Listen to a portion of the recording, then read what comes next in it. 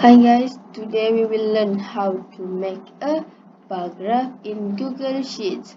Okay, first of all, you need to type all of your data like this in 2 rows, and then just select all of the rows. Select all of the rows, all of the cells. All of the cells. Oops. Select these 2 rows.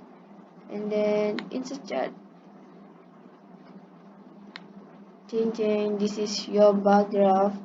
And then if you want to use bar graph, you can also use this pie chart and this bar chart. And you can customize it with your own creativity. This is chart style, chart and axis title. This is so important. This is chart title. Let's say the title is the favorite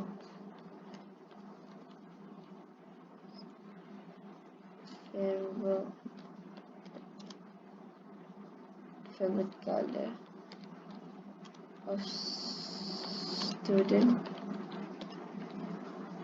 and then you can customize the title with your own creativity, and you must also put the horizontal axis title this